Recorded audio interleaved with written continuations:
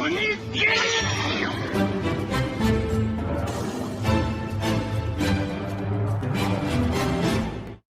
it going, everybody? Welcome to the channel. As always, if you enjoyed today's video, don't forget to hit that like and subscribe. It helps out, means a ton.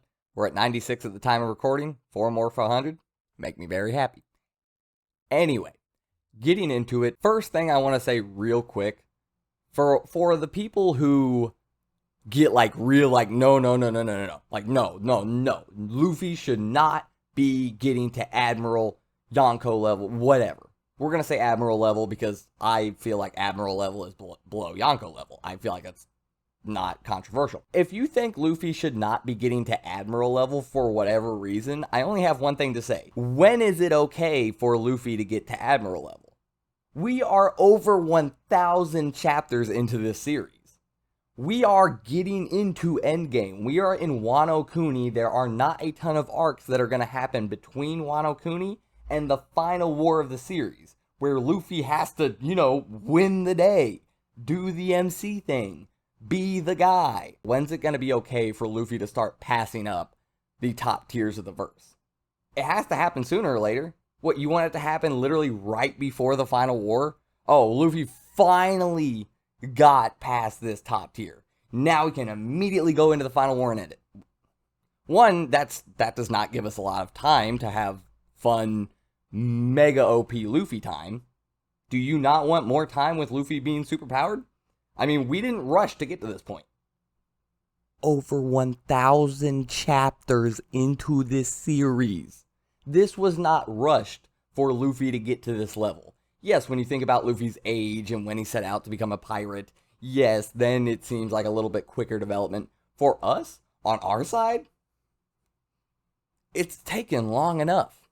And we don't have all of the time in the world. Oda's going to end this sooner or later. He can't just keep stretching everything out further and further and further. At a certain point, it's going to start feeling like we're just padding out for time, and that's going to bring the level of the series down. So, we're on a time limit here. Luffy has to hit these levels sooner or later. And I know this is less of a contentious topic than it used to be, but still, there are still people who see Conqueror's coding and go, no, he's not beating Admirals yet. That kind of confuses me. But anyway, I'm actually recording this later towards the end because I forgot to say it at the beginning. So, yeah. Let's go ahead and get on to the rest. I've seen people say he can beat every Admiral, Akainu included. I've seen people say he can beat all of them besides Akainu, all of them besides Aokiji and Akainu. I've seen people say he can't beat any of the Admirals one-on-one. And this is all just 1v1. Fresh Luffy versus fresh whichever Admiral you want to put in there. 1v1. I'm going to say right now, there is no way in hell you are going to tell me post-Conqueror's coding Luffy can't beat any one of the Admirals in a 1v1. There's no way you're telling me the weakest Admiral also has Conqueror's coding. All of them? Green Bull, Fujitora, Aokiji, Kizaru, and Akainu. All 5 of them dudes. We'll take all 5 of them. They have all been Admirals at one point in the series. Every single one of them has Conqueror's code. I'm sorry, no. If that was the case, the Admirals would be a much, much bigger competition for the Yonko. The Yonko are tippity top. The series has spelled that out for us on multiple occasions. Akainu, who most people tout as the strongest Admiral, he was having problems with a sick, nowhere near in his prime, Whitebeard. Whitebeard 1v1 against Akainu back in Marineford when, well, let's be honest, Whitebeard probably didn't have that long to live in the first place. That dude was probably going to keel over and die from sickness within the next year or two. That Whitebeard could destroy Akainu in a 1v1. In a completely fair, no heart attack, no scored stab in the chest, no distractions, no nothing. You take the fight between Akainu and Aokiji and replace Aokiji with Whitebeard,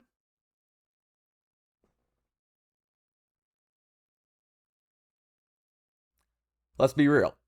Whitebeard is destroying Akainu. the Admirals were having enough problems dealing with the commanders of Whitebeard's crew. They were having enough issues dealing with Marco and Jozu until both of them got distracted and took their eye off of the admiral they were fighting because they were concerned about Pops. Alright? That is when the admirals got the upper hand against the commanders of a Yonko.